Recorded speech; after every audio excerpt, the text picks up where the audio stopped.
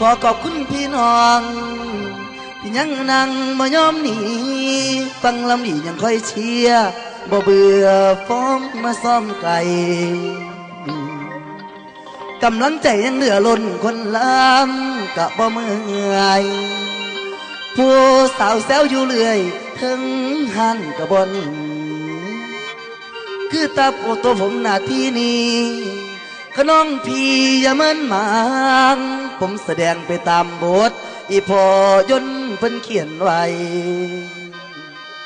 เพิ่นมาสอนบทให้ตัวจะไล่ให้ได้ทีนี่ก่อนล้ำเรื่องนี้เป็นคนปีดอกแม่ยายบัดนี้พ่วมไว้เรื่องใกล้สิ้นค่าราคาหมายรุ่งนิรันดร์มีความอายแก่คนไทยบ้านมีคดีดอกคุณป้ารออาญาศาลบ่ปล่อย4 เดือนหลังยังฟูฟ้ายาบ้ากระทรงขายรถโฟวินคันโกใส่เงินโทดอกพุ่มทานเดี๋ยวนี้เหลือแต่เพียงหำซ้ำคนบ่มีค่ารถโฟวินคันโกก็เหลือเพียงตั้งแต่ซื้องวดบ่มีใจใส่เขาได้ดอกไหลคืนโอ้ยนี่น้องบ้าตั้งแต่3 เดือนที่ลุงนิรันดร์ให้แม่เฒ่าไปประกันตัวออกมาจากกรงขังแม่เอ้ยสุมานีลุงนั่นยางไปทั้งไหนก็อยากอายไทยบ้านไปทางไหนเขาก็ว่าเสียนิรันดร์ตอนนี้เป็นเสียเนายาบ้าก็ถึงจับ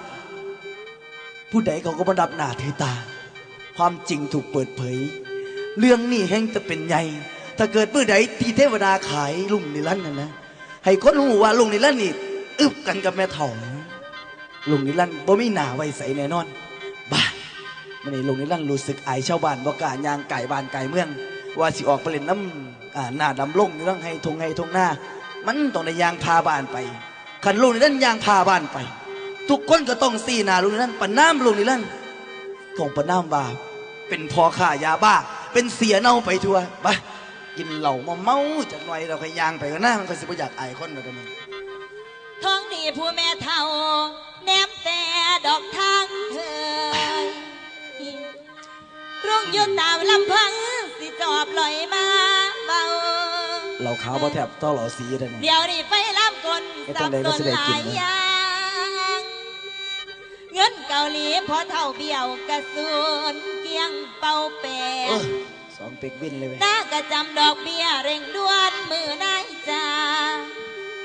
ดอกเบี้ยบานงาฟูเต็มต้น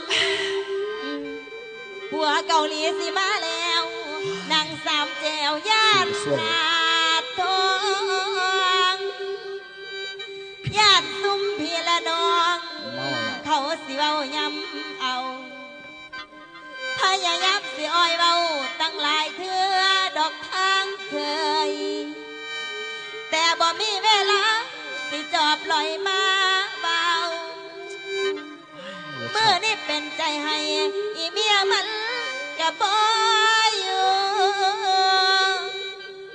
ท้องนี่ย่องมาสู่สิเว้ากันในหูเรื่อง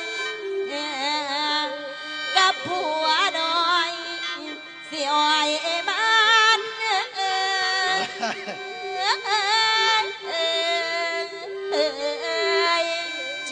นี่น้อ